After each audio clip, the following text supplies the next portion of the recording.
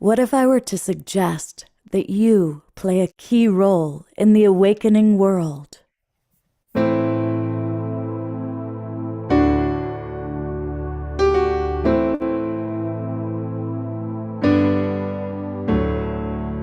And that you are watching this because you have heard the call.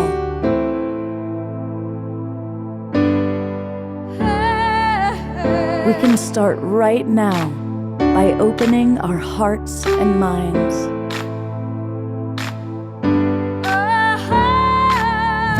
Welcome to the awakening world.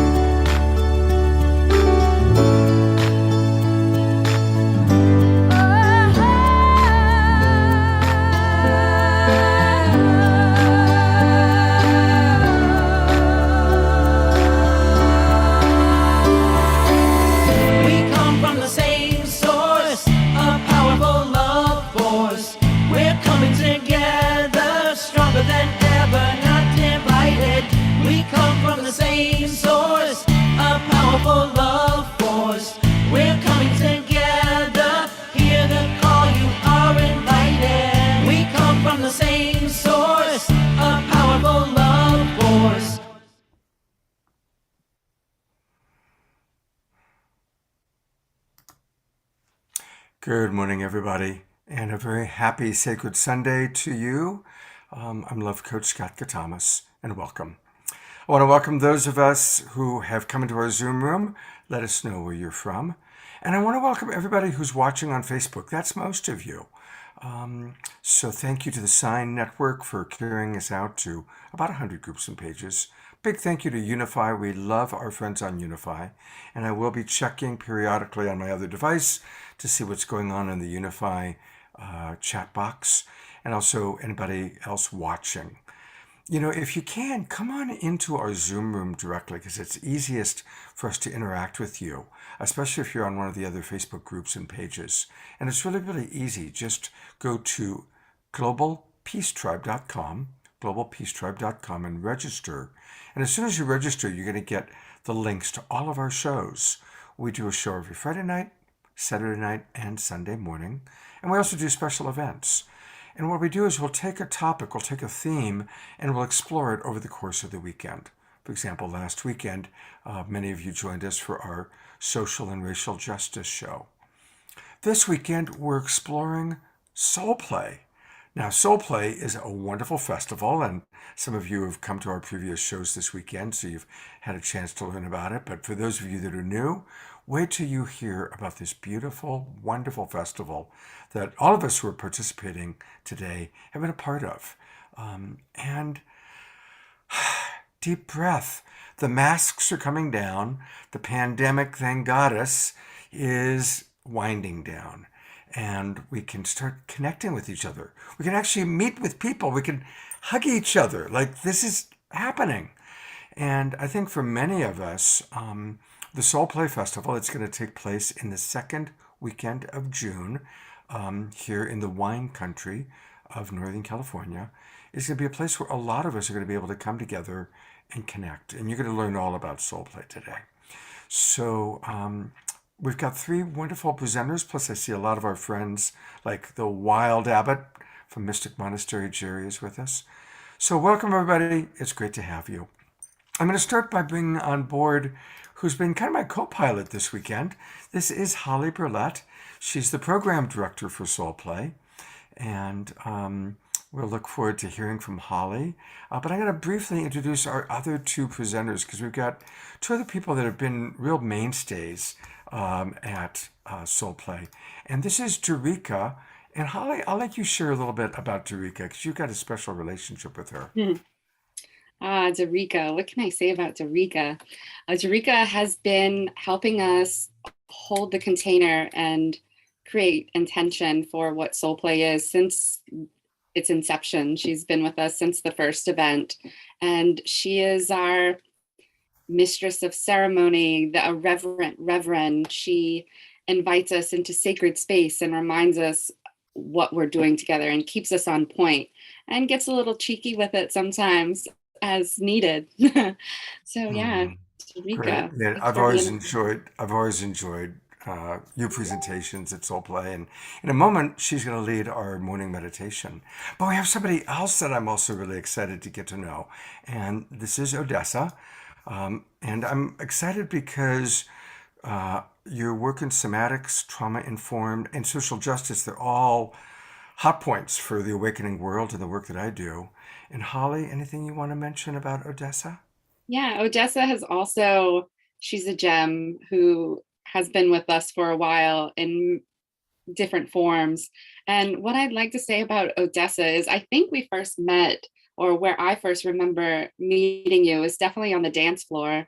And your work in all your somatics and trauma informed therapy, the way you embody it on the dance floor, it's beautiful to be around. And that movement speaks louder than words to me. Hmm. And so, yeah, thanks, Odessa. I'm really honored to be able to share some Sunday morning with all of you. And again, a reminder, everybody watching, let us know where you're from geographically. It's really fun to see where the people in our Zoom room are from. And always on Unify, we've got people from all over the world. And because it is the Sacred Sunday Show, we're non denominational, or we could say multi denominational. I'm really happy that Darika, who's a minister, is going to minister to all of us with a morning meditation. So, Darika, I'm going to put the spotlight on you. Thank you so much, Scott and Holly, for that wonderful introduction. And thank you to this wonderful global tribe and all the space and container that you hold for this consciousness in the world. So very grateful to be with you today. So I'm just going to invite you right where you are to just be in touch with your being. To just remember that you are whole and complete and perfect unto yourself, without anyone or anything or any place or any activity. And if it serves you to focus on yourself, close your eyes. Just really spend some time contemplating your own goodness, your own divinity, your own possibility. And one of the ways we ground ourselves in the ease and effortlessness of this life is by noticing our breath. Just notice it. No need to force it or control it or change it. Just notice it.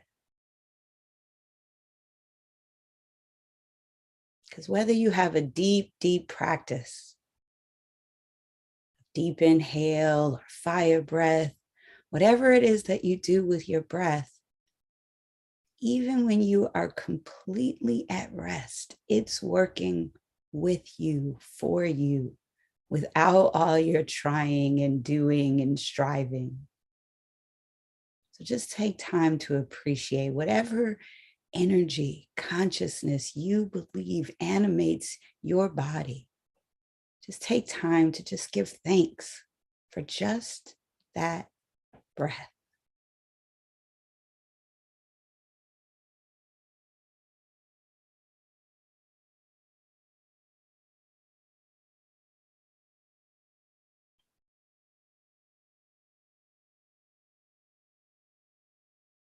It's okay if your mind starts to wander to something that seems more interesting. Just bring it back. The breath is worth noticing. The fall and rise of your chest, the expansion of your belly. Maybe you're somewhere where you can feel the cool air, the warm air tickle your nostrils. Maybe it's early for you. Breath is still heavy in the body.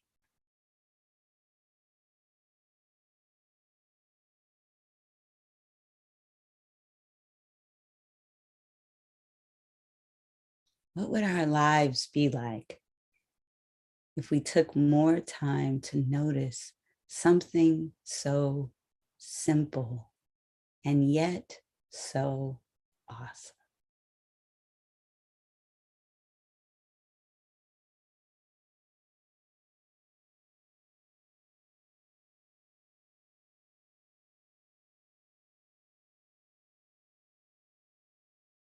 This action, this breathing unifies all of us everywhere. It engages us with the planet, with the plants, with the earth. It is our connection to our own divinity. This breath.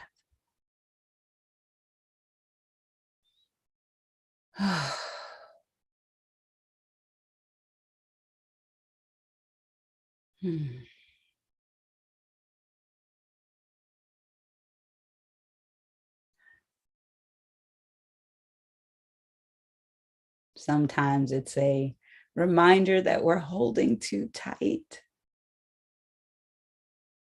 And it's so much easier to let go. Because our worry and our stress has never made anything more effective.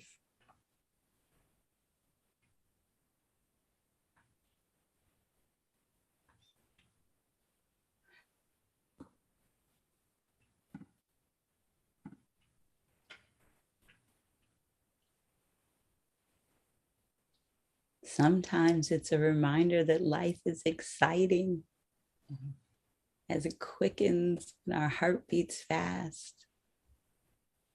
And we don't judge these differences, like we don't judge the differences in these people and these places.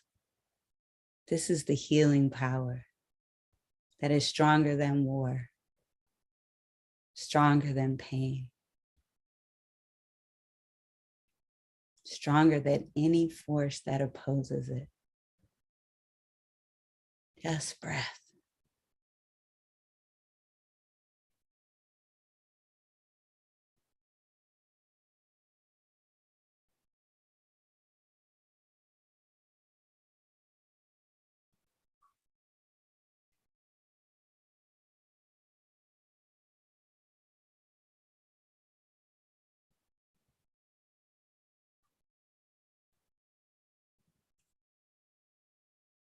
Don't worry about where your mind keeps going. Don't worry, because even when you go there, you're still breathing. So it's okay. There's no bad spot in meditation. Just pay attention. The mind wants to think about what's next or what happened yesterday. And I have dominion to bring it back right now to the breath.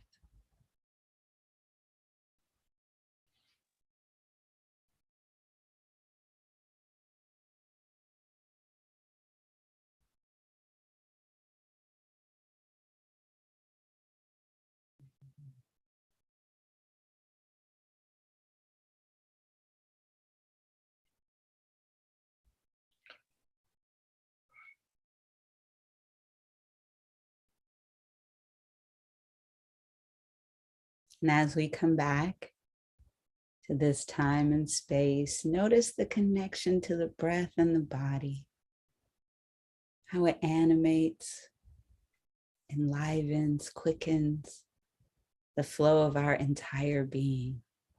And remember this harmony, this symmetry as you come back into your body, into this space, into this program, into this connection with all the like minds and open hearts and willing spirits that have gathered here today to celebrate this sacred Sunday.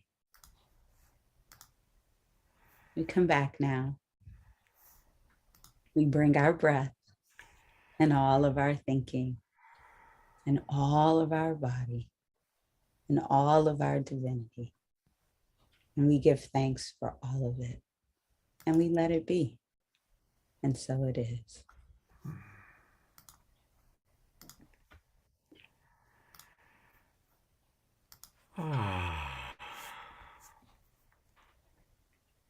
Thank you so much.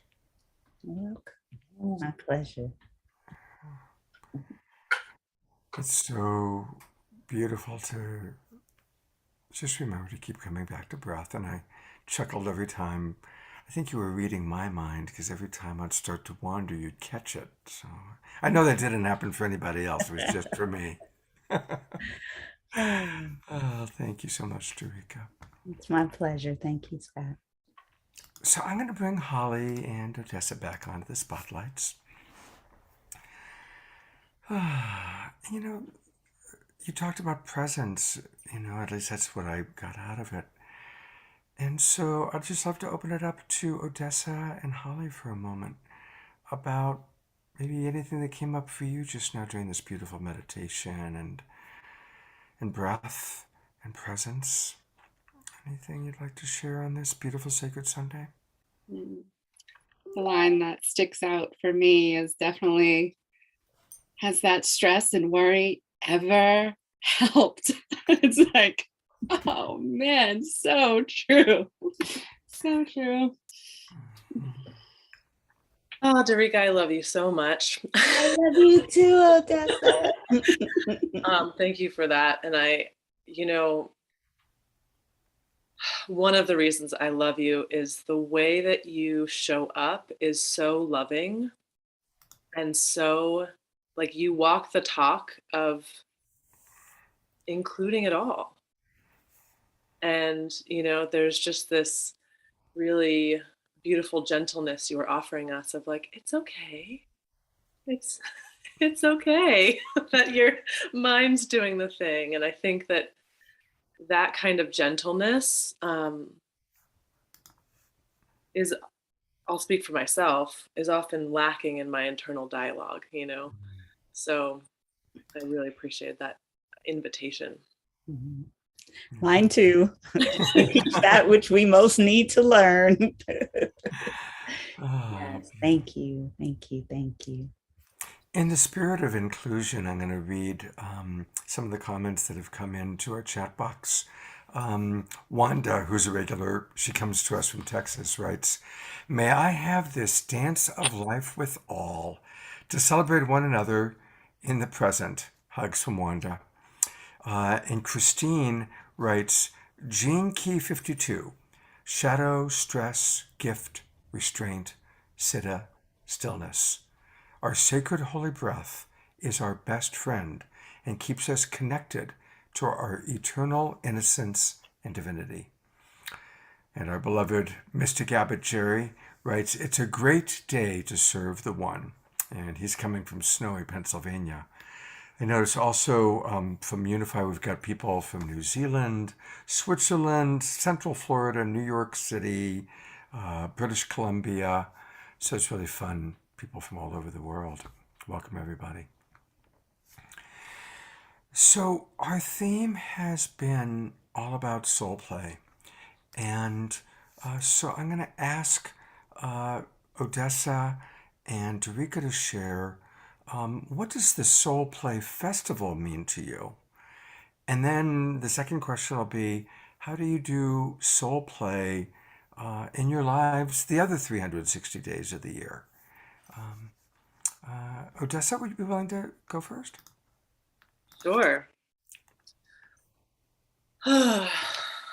So, I've been to many a festival and retreat in my time. God, I make myself sound like an old fogey. And when I found soul play,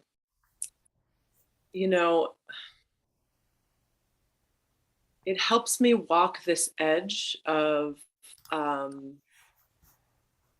expression and safety. And it does that because it is so committed to creating a safe container. And what I've learned through being a part of Soul Play and also through my psychotherapy practice, we don't have full integrated whole access to our expression, our creativity, our curiosity, all of these more expansive qualities if we don't have a real clear sense of internal safety. Now, there's plenty of people in the world, plenty of us who might be in those more expanded states without having that safety, but it's not coming from a necessarily grounded or fully embodied or integrated place.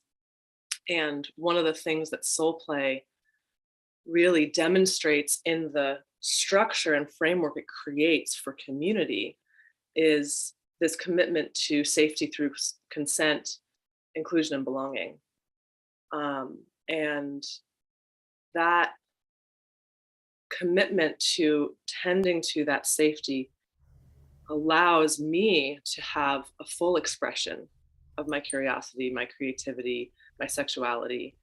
And I think that this is fundamental to us healing ourselves through relationship and through community, which is required.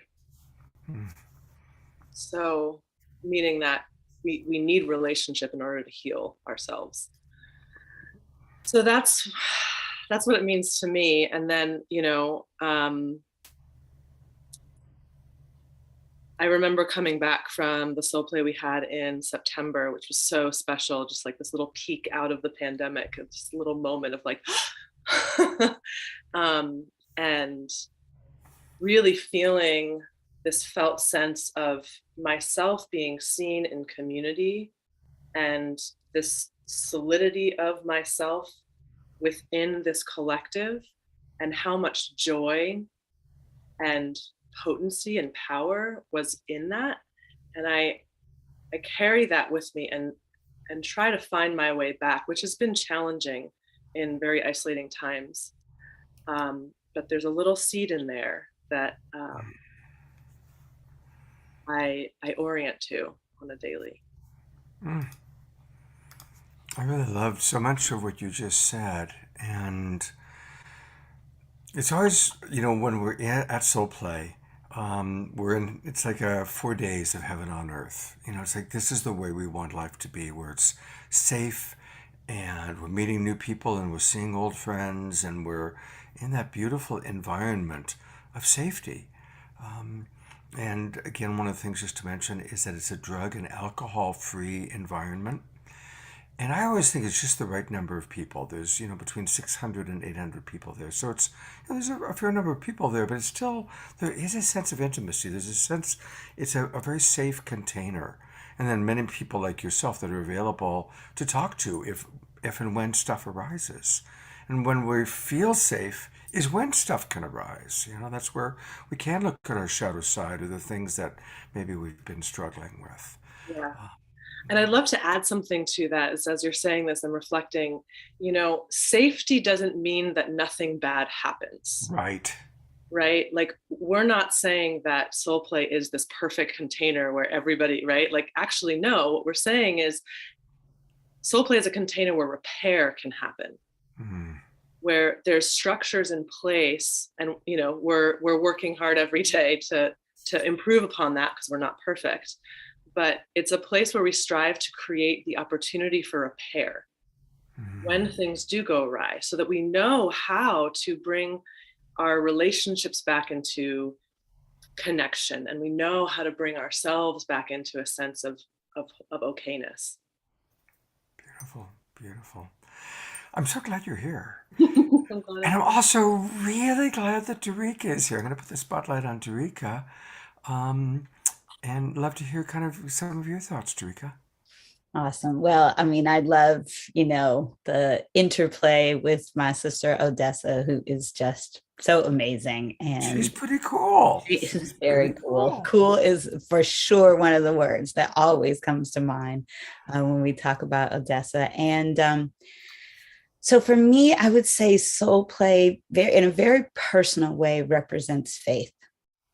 And especially since we're talking about Sacred Sunday, I have to say, being here since the beginning, really in some ways since before the beginning, when it was really an idea, and watching it grow from, 150, I guess, Holly, I don't even remember, to 600. But I think my work in the world has been about social justice and what I call spiritual activism, which is just an acknowledgement that as we do activism and justice work in the world, that we're working for something, not just against. So spiritual activism for me is about your come from. And it's been hard, right? Anti-racist work and really doing the work of oneness. And how do we do that without sort of doing spiritual bypass on the existence of racism and other isms, right? Because we're dealing, when we talk about inclusion, with all the ways in which people are excluded based upon their identity.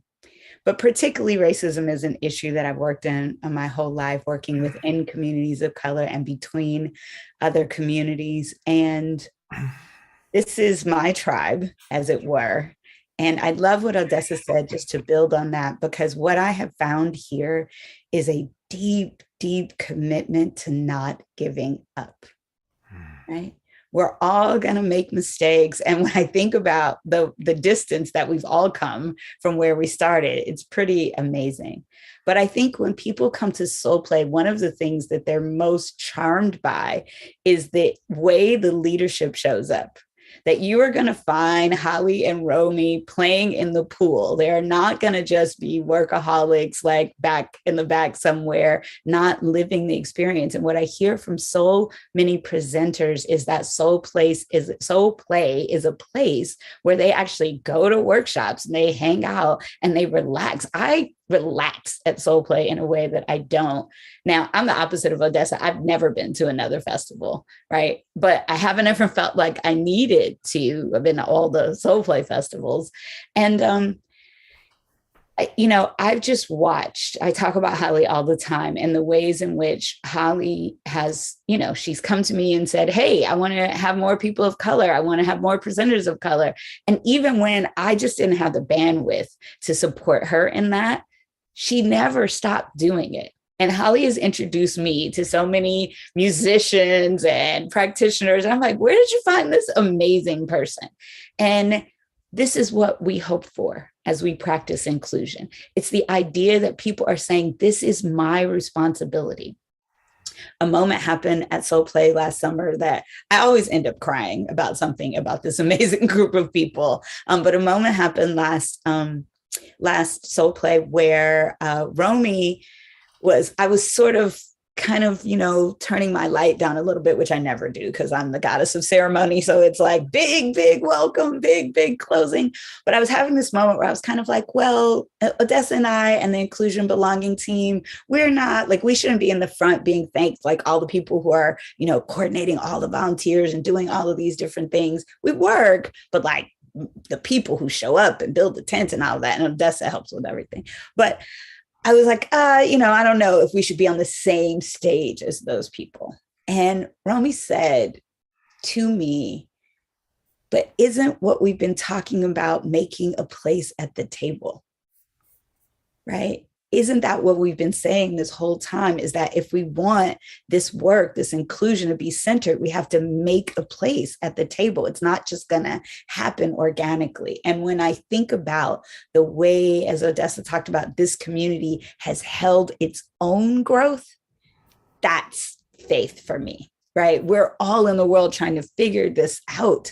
Like, what is good enough when it comes to like oneness and inclusion and racial justice and, justice for all people, oneness for all people, not oneness that's sameness, but oneness that embraces difference. What does that look like? And what it looks like is forever growing.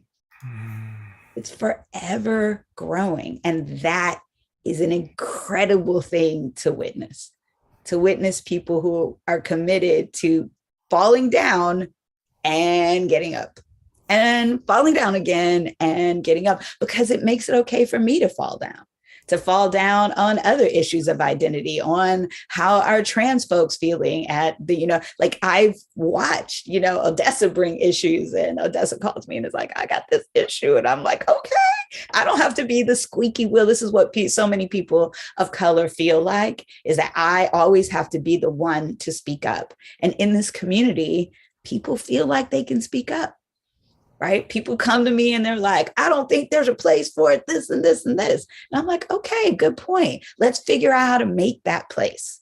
Woo, that is just, it's like a little lab for the work that I'm doing in the world. And you have to have a place where you're seeing it work. If you're going to have hope to be able to do this, but I have more than hope. I have faith, because I'm seeing it working. And I know Holly's like, high bar, wait, like everyone's going to think we're perfect, but I'm so glad Odessa said that's not what it is. It's just the work. So I would say faith and that hope it's sustaining for me in the work that I do in the world. And I love them. I love all of you. So. Amen. Wow. Last weekend, our whole show, all 3 shows, actually, and I added a 4th one, was on social and racial justice. What does it really mean? And we had some amazing presenters. If you get a chance to go back, I don't know if you have come across Reverend Ridge Feltus, who created the Remembrance Institute. She's amazing. Which Sharif Abdullah was my co-host all weekend long, and really tackling what does that really mean to have social and racial justice. And we talked about hard stuff, and I should say I listened as people of color spoke about hard stuff, and we have a lot of work to do. This show is the awakening world, and awakening is not la la la spiritual bypass. When we awaken, we have to come to terms with choices we've made that have had hurtful consequences. We have to come to terms with inherent racism and the colonization that we've all grown up with, that we just is normal. And waking up is realizing that normal is fucked up, So anyway, there you go, great. So, one of the things that we've been addressing that's kind of come up is values. And soul play does have really beautiful values. So I'm actually going to turn it over to Holly for a moment. I'm going to keep the spotlight on all 4 of us to chat a little bit. But I'm going to go to the values page on Soul Play and ask Holly maybe to share with us a little bit about the values of Soul Play. And then I'd love to have, Derica and Odessa riff on that a little bit. Thanks, Scott. Yeah, definitely throughout the weekend, we have been talking about consent. That is one of the cornerstones, one of the values of Soul Play that we really push and hold strong and really try to promote in multiple levels at the event. But there's so many other values, and we really hold them all very strongly. Playfulness, it's in our name, Soul Play. The reason why we do all this work, is so that we could experience the joy also. It's this spectrum of expansion, and we want to feel it all. So we want to invite the playfulness also. Acceptance is super big. Acceptance of yourself and where you're at. You could only accept others as much as you accept yourself. Curiosity is the key to so much. We can meet other people with our assumptions, or we can meet them with curiosity. And curiosity always opens the door to more, where instead of judgments, where it just closes the door. Intimacy is another value. Intimacy with ourselves and others, and authenticity. These are the values that make Soul Play and that guide us in everything. I'm going to riff quickly, and then I want to hear from the others. But yes, on curiosity. I make my living as a relationship coach, and I've coached over 1,000 couples. And that's always what I look for, is To the degree that they're still curious about each other, it's healthy. And to the degree it's like, well, that's just Bob and he'll never change, right? And that's like the worst, right? And so, and we were talking about social and racial justice, and really the key to break out of prejudice and bias is to drop into curiosity. It's like we're either in judgment or we're in curiosity, and there's a playfulness, there's an innocence to curiosity that's very, very beautiful. And genuinely being curious is so important. If we can just maintain curiosity about everything, that keeps us in presence, and it's essential. So I had to riff on that, and I really want to hear from Odessa and Darika. Well, I'll jump in because unfortunately I'm going to have to leave early today. That's right. And so I'll jump in. And one of the things that I teach, because I also do work doing corporate and educational training on inclusion. And one of the things that's a principle that I teach, and I also teach at Soul Play, is something called cultural humility. And it was popularized by Dr. Melanie Turvalon in Oakland as a way to just remind us to be humble and curious for our entire lives, right? That it's a lifetime journey, not something we do. It's not something we achieve. It's not something like, and we sometimes mix that up. We feel we're not doing a good job at inclusion because we haven't achieved it, right? And it's a value like excellence and love and peace, right? It's not a thing that you get to. And so that cultural humility is just an acknowledgement that I don't know. I can't know. And so if we stay in that curiosity, then it's really it's a very beautiful thing about our differences. And sometimes we get caught up on language, right? Like I might talk, and I see people in the chat talking about mistakes and, how we name that, and we're already perfect. And I believe that, absolutely. But I think sometimes we have such a stigma on the idea of things needing to be harmonious all the time. And there's something I teach called constructive discomfort. And there's a learning edge that we lean into when we teach constructive discomfort. We're saying it's good. This discomfort, this friction that comes from engaging with other people, that quickening that happens in your body, like, oh no, I've done something that's offended someone, right? It's still a form of engagement. And if we can just take our breath again and not get defensive, because what is it that we usually do? Oh no, you misunderstood me. I think you're blowing this out of proportion, and you don't know me. Some of my best friends are back in the 60s. Right? Like we just get into all of these things to try to defend ourselves. But we know that the undefended position is the place where we actually find unity with other people. And it's not, as you said, Scott, it's not easy. Right? I always tell people that feedback is a gift, even if it doesn't come in a pretty package.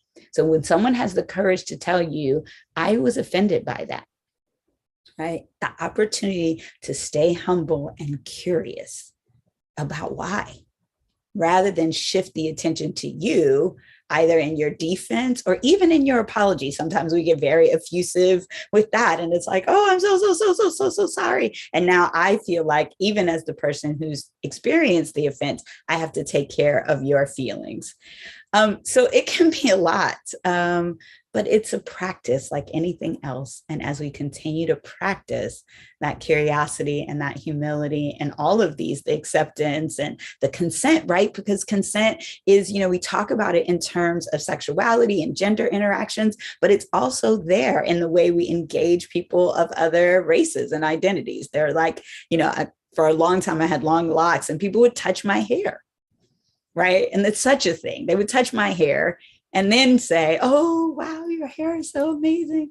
And it's unintended. Right. But here's the thing. These are microaggressions or whatever. I just want you to imagine me looking at you. Right. And being like, wow, look at your hair. Wow, that's so different. Can I touch it? It's weird. It's just weird. right? And so just take a breath when someone tells you something you may not be aware of is weird or uncomfortable or even offensive for them. So many of soul play values are integral to the work I teach, and I love that integration. Thank you we've had a Mr. Rogers moment. Remember how Mr. Rogers would like Yeah. teach us the word of the day? Yes. Constructive discomfort. Yeah. I love that. Yeah. So thank you, Mr. Derica, Ms. Derica, for that one. Really, it's a great term. I'm really appreciating that. Thank you. And we still have a little more time before you disappear. I know you turned into Okay. a pumpkin 11 o'clock. Yes. But I want to give Odessa a chance to talk about values, and then we'll come back to you. Yeah. Awesome. There we go.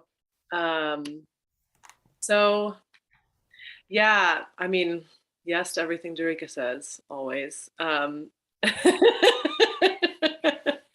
And, my lens is trauma informed. I'm a somatic psychotherapist. And so I'm constantly thinking about what makes us capable of being in discomfort, of being curious, of being playful, of being accepting, right? And it actually comes down to a body process.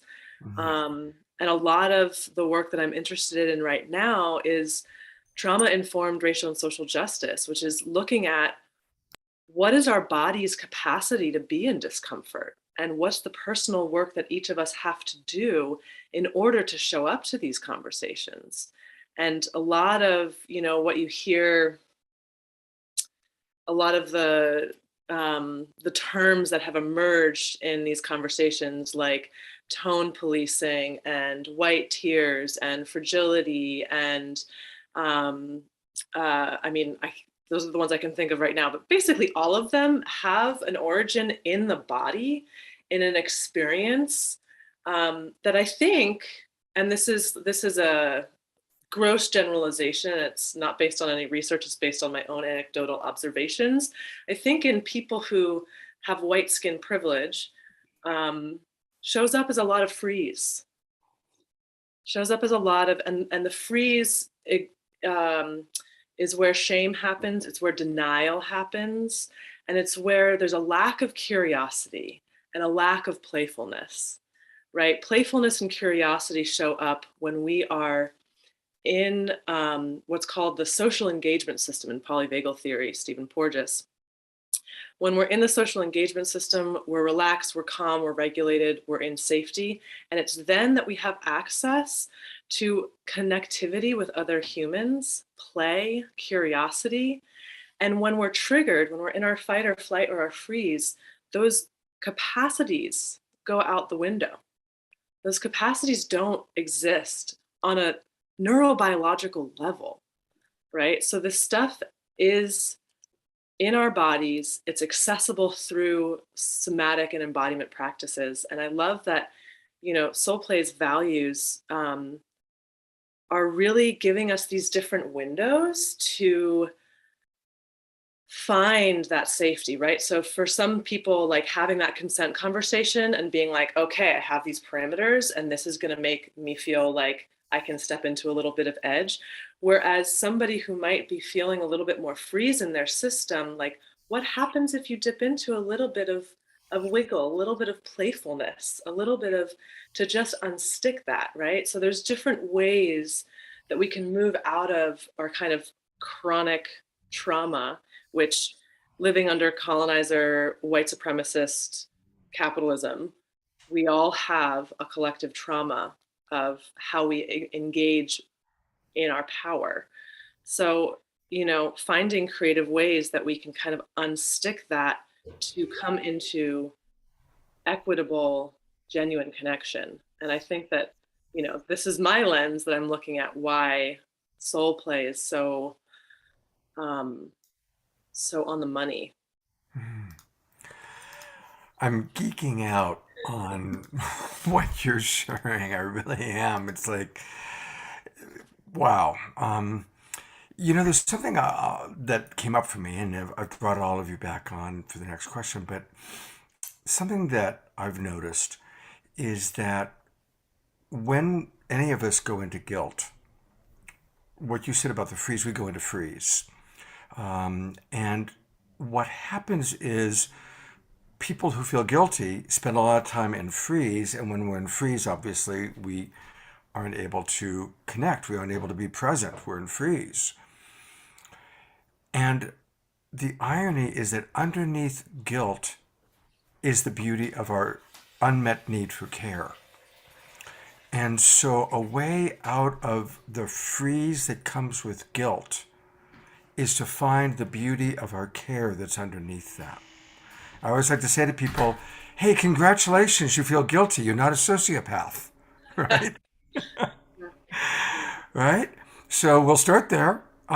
But then find that you feel guilty that you don't call your mother because you care about your mother.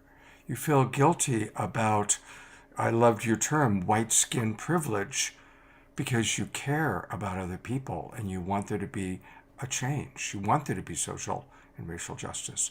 So that's my little piece about how to unfreeze.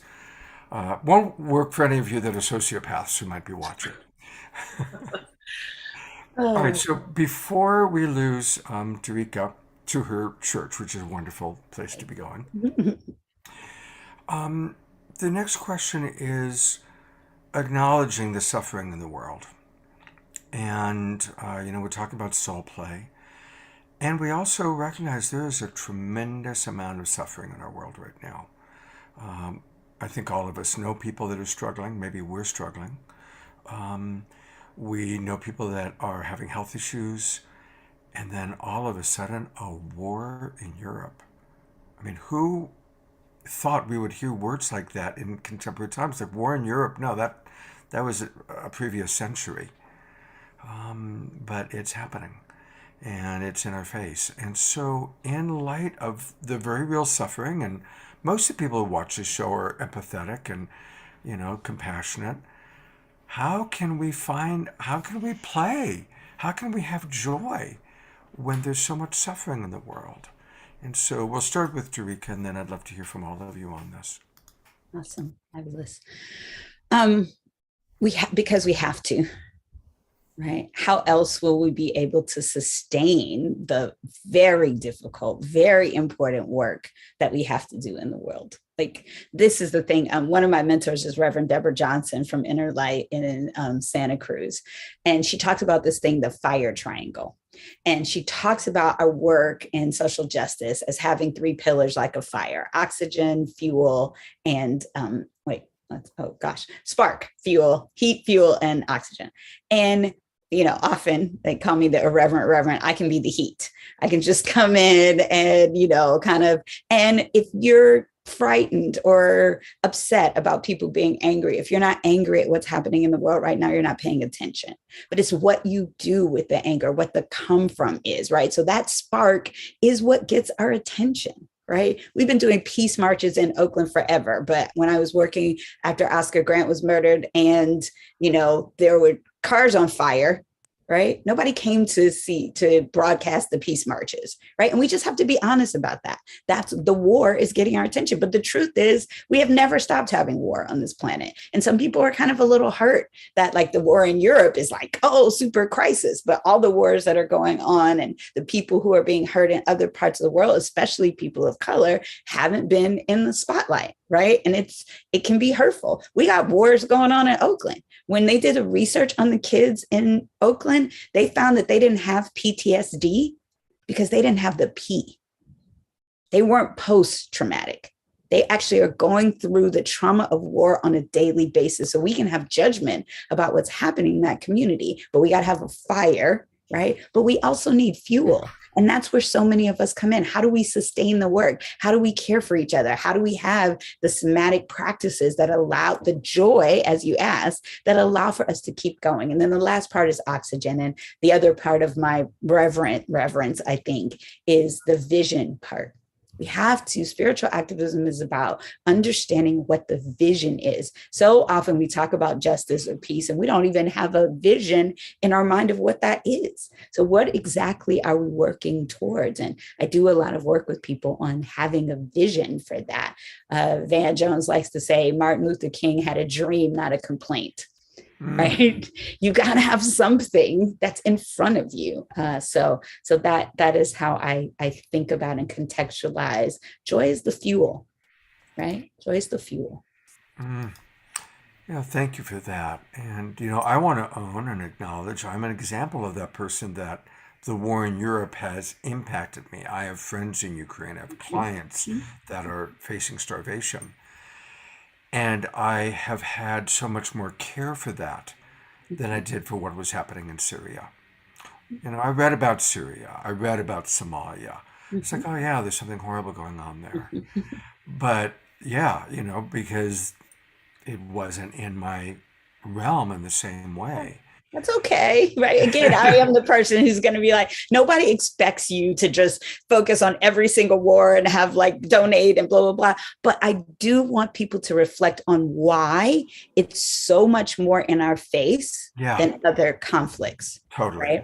Right. Totally. And so there's all kinds of things where people have been doing stuff. So anyway, but it doesn't mean we shouldn't have compassion in this moment or we should feel guilty. I don't really guilt, shame, they're useless, right? Because they actually paralyze us from doing the things that we need to do, right? And so I don't really trade in those things. So yay, please have compassion and love and donations for people in Ukraine. This is a very important thing to do. And at the same time, have compassion for people whose stories don't make the news.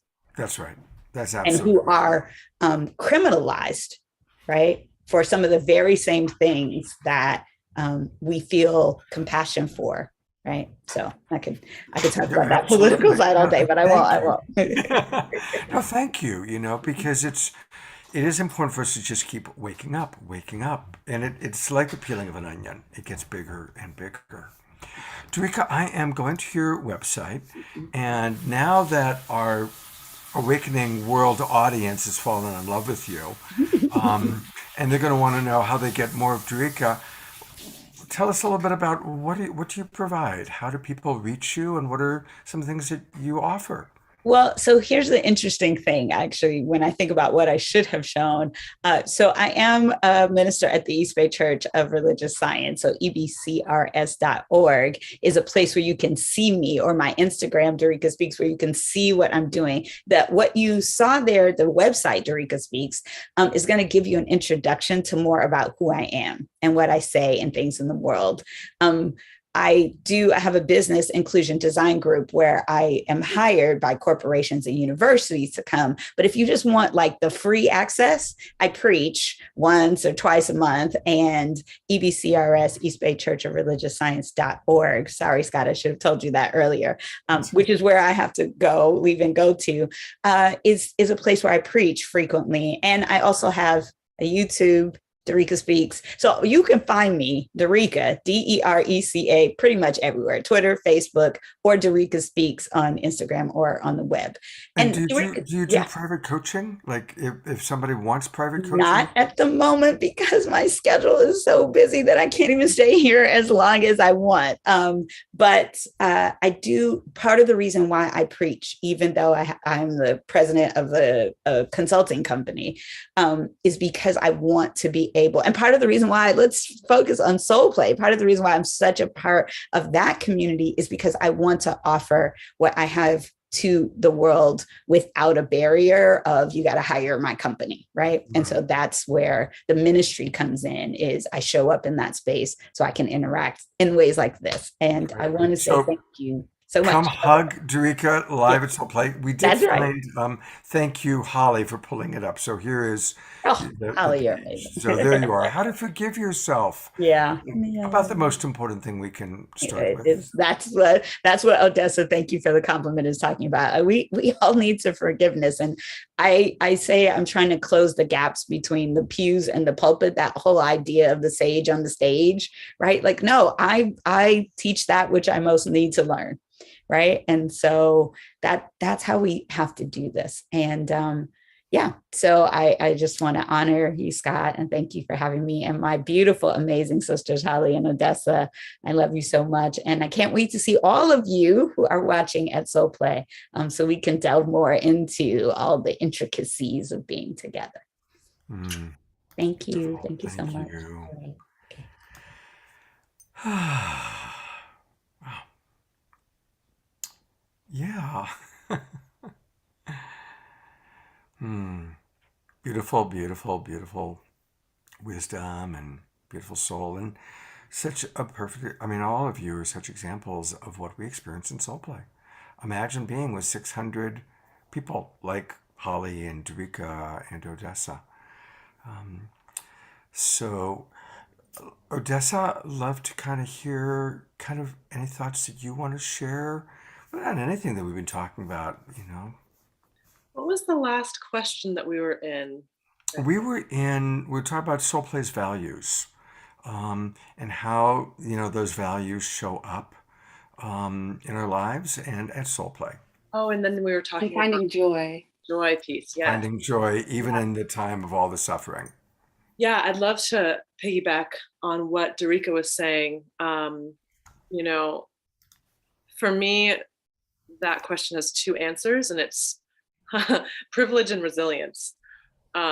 So, you know, one of the things that kind of paralyzes folks with privilege is, oh, I got it so good, and I shouldn't have any bad feelings about anything because I'm so privileged. And as a therapist, I have so many clients who say that to me on a daily basis. And it's really, it's a way that we commit violence to ourselves by denying ourselves joy and happiness, or denying that we have hard feelings because of all the privilege we walk with. And that does not do anyone any favors, anyone. I was just recently traveling in Costa Rica for 5 weeks, teaching some retreats with Co-Crea Partner Dance. And it was a retreat called Dance Your Medicine, and then doing a leadership retreat with some other leaders, and traveling around between that and visiting different communities. And let's just say it really frankly, there's a second wave of colonization, of white colonization, that's been happening in Costa Rica, of people buying land and trying to set up their own utopian things. And some of those projects are a little bit more thinking about how to integrate and benefit the people who've been living in Costa Rica for centuries, and, you know, the locals. And some projects are not. And, you know, I faced my own kind of like, ooh, what am I doing? Like in the middle of the pandemic, traveling around Costa Rica, and, you know, like, ugh, like, am I contributing to the problem, you know? And it's tricky. On one hand, I mean, this is a whole kind of complicated question, because Costa Rica's one of their main economic standpoints is tourism. And yet there's an unequal power dynamic happening. So I was walking with that, all sitting with all of that, and realizing, you know, I have this tremendous privilege. This trip is nourishing me and resourcing me and enabling me to access my joy and access my my potency, be more connected with myself and my service, so that I can continue to help and do good work. And can I hold that and really let myself have a good experience, while also not bypassing whatever impact I might be having, and staying in the question of how I can have a net good impact, right? Or how do I repair the harm that I'm inevitably going to create in a world that has unequal power dynamics? So, you know, I think I have a Capricorn rising, so I'm always going to be a little bit more in like the depths of things. And I'm always going to have this kind of like serious underbelly, but that helps me really access my joy and like be able to walk with my privilege in a good way and enjoy it. And the other thing I'll say is resilience. And Scott, you were talking about this in terms of like finding the care under the guilt. And to me, this is Oliver, to me,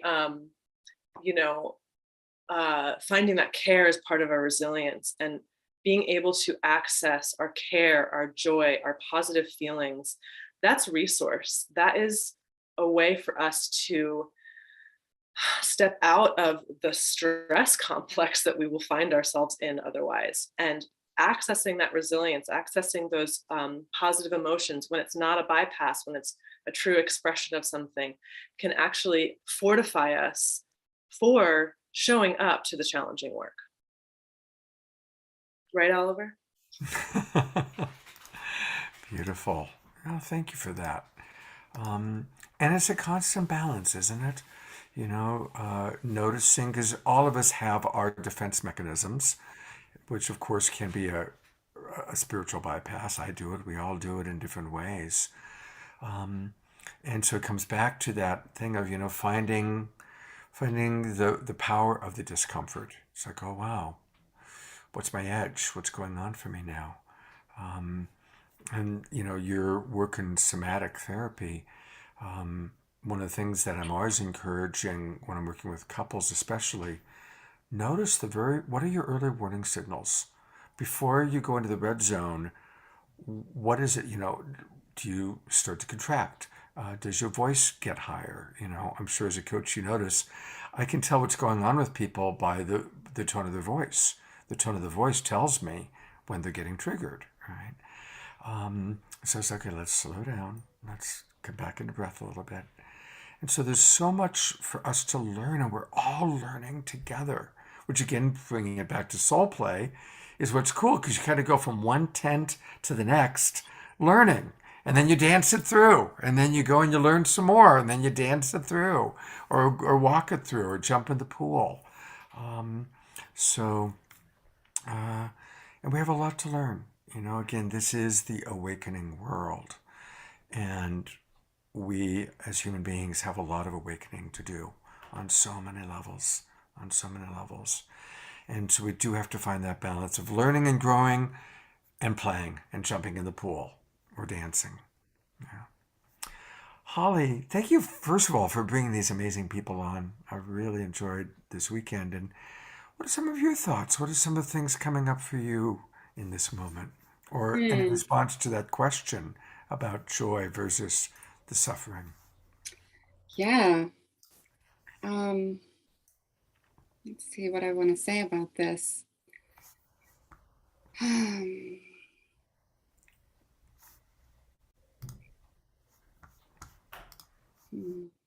For me, I guess what feels alive and relevant right now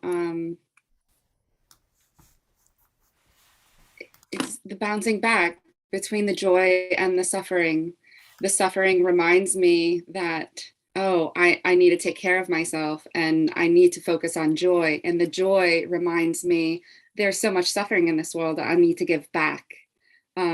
So it feels like they support each other.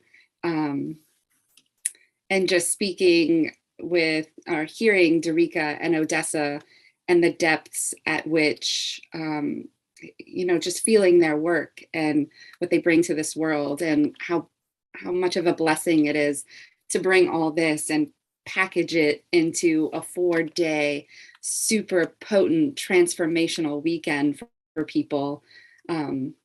It's pretty amazing what we're able to do, and so potent. That word keeps coming back to me.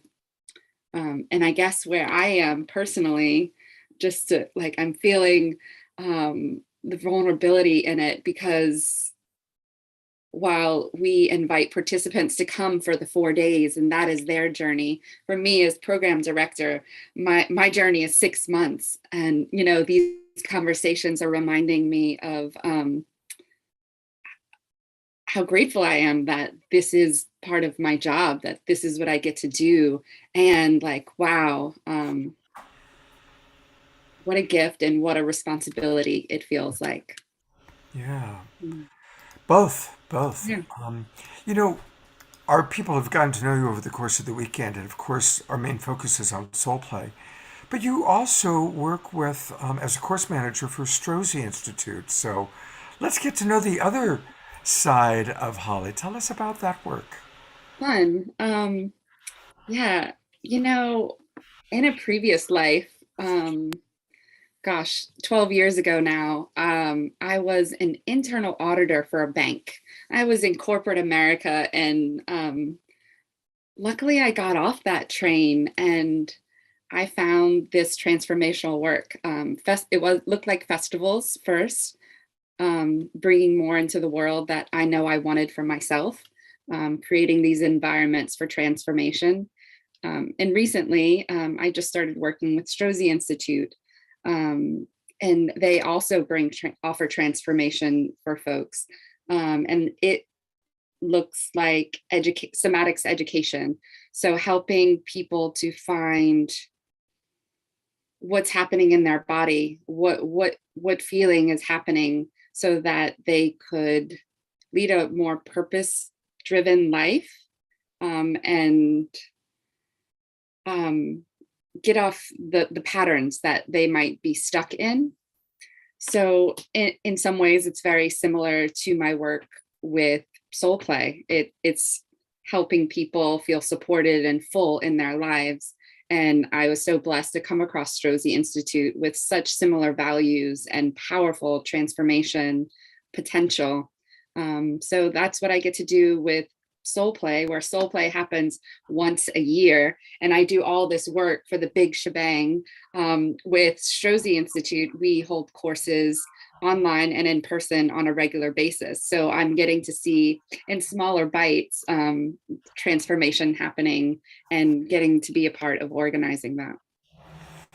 I'm going to bring Odessa back on, and just kind of moving forward with that.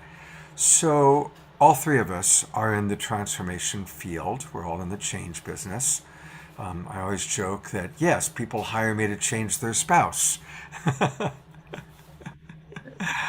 But I'd love to ask both of you, being in the change business, what are your observations? How are we doing? How's humanity doing? Where are we making progress? Where are we stuck? And what are maybe any tips for transformation that either of you want to share? I've been I've been sitting with this phrase now for several months, which is, this paradigm shift or this consciousness evolution that we are clearly inside of right now. If it's truly consciousness evolution, it must include racial, social, and environmental justice. It just must. And I've been really grieving and been in kind of a long heartbreak in watching as COVID has happened, as Black Lives Matter emerged, the divide in my community around this, around collective responsibility, collective consideration, collective care, and what I see as kind of a real bypass of people who are really not interested in confronting their privilege or unequal power dynamics, and it's been really heartbreaking to watch that. And I have to say that here's my Capricorn rising again, always so serious. I'm delighting to find that it's not as bad as social media has made it out to be, as my Facebook wall and Instagram has showed me, which has been so much of my interaction in community in the last couple of years because of the pandemic. It's been so isolating. And as I emerge out, as I was traveling around Costa Rica, as I'm on this call, on different calls with different communities, I'm realizing that oh, actually, there's a lot of people who are on this page. There's a lot of people who have actually even though we were disconnected in so many ways and isolated in so many ways, while Black Lives Matter was emerging, right? While that huge cultural shift was happening for you know, those with white skin privilege, at least, that reality has been there all along for people of color. You know, as that was emerging, we actually, a lot of us did have the same experience. So I'm feeling heartened by that. I'm feeling like we have a lot of work to do. I'm feeling like community events like Soul Play, healing groups, being able to be together to help ourselves contend with what our next level of discomfort is and where our next spiritual growth is, which this is all interweaving. You know, community and relationship and doing it together is really, really, really important. I would say essential. Thank you so much for that. Again, so many good points you brought up, and I want to riff on a couple of them. One is that we have to look at when are we collecting evidence to support for our existing beliefs, and again, when can we be curious? Like noticing, oh, there I go again. I'm collecting evidence, you know, because I'm in my own little social media echo chamber. And the algorithms know that I like to read the Washington Post. So they're going to send me, you know, those articles and not Fox News or whatever it might be. And we've got to just be curious. And there has been so much polarization, you know, Democrat versus Republican, Trump versus Biden, mask versus no mask, vaccine versus no vaccine. And if we can just all, when somebody has a very different belief or choice, can we drop into why they're making that choice, why they have that belief? I think that's a really big part of our work. And then, of course, the other thing that you're absolutely right on is that, boy, here we have this white privilege, and we got to look at the incredible systematic racism and the systematic destruction of our planet. You know, we do a lot of environmental shows on the awakening world, and all my friends that are really in the know, they all say, Scott, we're way past the tipping point. We're way past it. And now we're beginning to really see. And so we're going to be living with the impact of climate crisis. It's not even climate change now, it's climate crisis for the rest of our lives. It's going to be a thing for the rest of our lives. So. And if I could just ping back about the thing you were saying about, you know, the echo chamber and the you know, that whole, the belief systems and, you know, the pandemic, I mean, there's a lot of different collective traumas, but the pandemic is one of them that we are currently in. And so I think it's also helpful in this conversation about transformation for us to consider how we might be in a trauma response right now, right? My trauma response was a lot of freeze and a lot of fear and a lot of I'm all alone, right? Like that's where I go, right? And so much, you're absolutely right. So much of how we're trying to make sense of this, like you know, can we be gentle with ourselves? Can we be forgiving with ourselves? And like, oh yeah, wow, you're so scared. Or like, what do you need to feel safe to go into the curiosity? While I've got Odessa here, let's take a look and learn more about Odessa and how we can connect with her. So this is her website, and it's therapywithodessa.com. I did put into the chat box, both on Unify and Facebook and our Zoom room, more information about her. But so what do you provide? How do people connect with you? So I offer trauma-informed somatic therapy for individuals and couples. That's one of the things that I do. And the other thing that I do is offer somatic and embodied centered racial and social justice education. And my other website, odysseyhealing.com, is getting a revamp right now, which is why you're not seeing that, because I'm shifting away from some of my other modalities, and I'm shifting more into racial and social justice consultant, specifically for retreat centers, community leaders, retreat leaders, people who have already organizations or communities that know that there's something off that they need help with. There's a lot of organizations right now that know that they need to be doing this work and don't know how to make the next steps. And I feel really passionate about helping those folks out. So that's the work I'm stepping into. And you can follow me on Instagram at embody_resilience. And that's kind of where my most up-to-date stuff is. About every 6 weeks we do shows on that topic, and I'd love to have you be on one of those awakening worlds, and you will meet some really awesome people that are doing great work in that area. So I'm going to bring Holly back on and give Holly a chance to wax poetic about you, Odessa, and then we'll kind of wrap up with a little more information about soul play. But Holly, what do you want to share about Odessa or about this conversation? Just so grateful for all she brings to the conversation. And I guess what's on my mind from the last question you asked about where do you think we stand as far as transformation goes? And it goes back to the conversation we were also having about joy. And for me, I could totally how I answer that question is totally about perspective. If I'm in joy, I could see the positivity, I could see potential. But if I'm in fear, I just see all that's crashing and burning. So is transformation happening?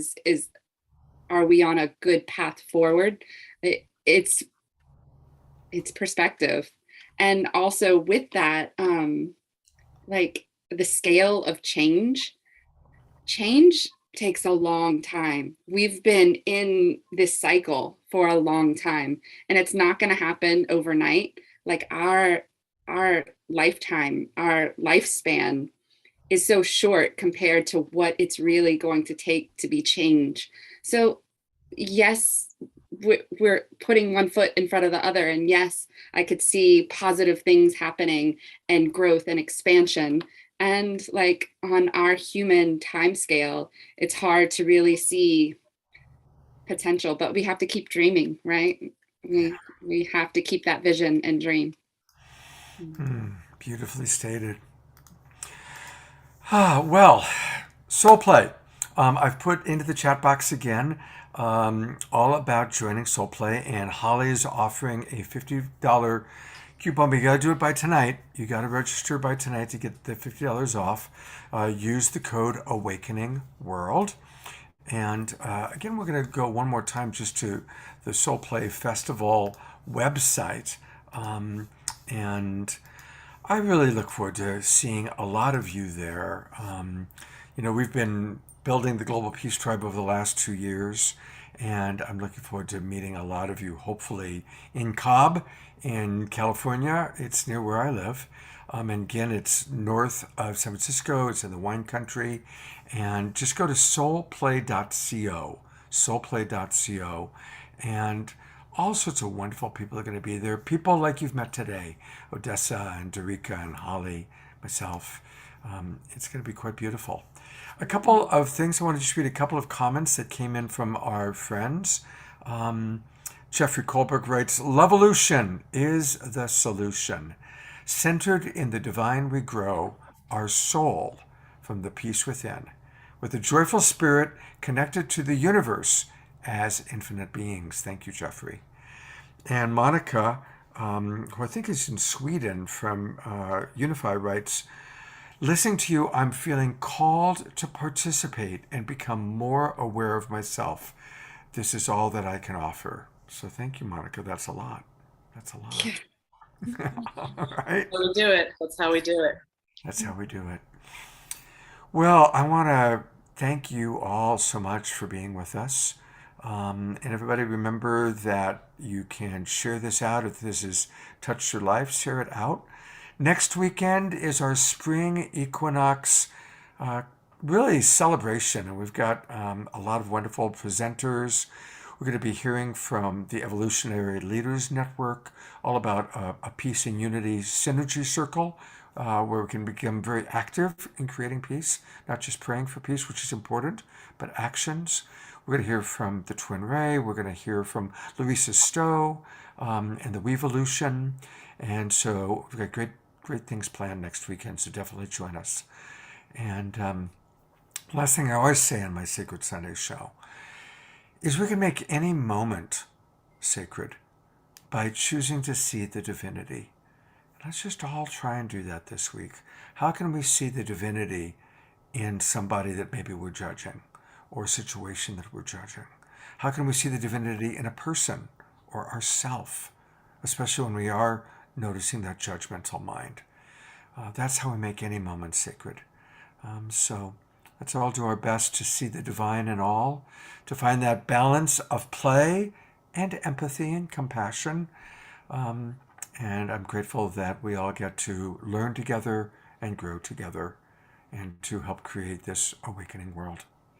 Thank you so much, Holly. I've really enjoyed this weekend with you. Yeah, thank you so much for this community you're building and sharing and inviting us and having these conversations. Yeah. Thank you. Definitely would love to have both of you come in on other conversations because you both have a lot to offer. And we'll, of course, continue to promote Soul Play for the next few months as well. That's good. Thank you. Take care, everybody. Namaste. Have a beautiful, beautiful day.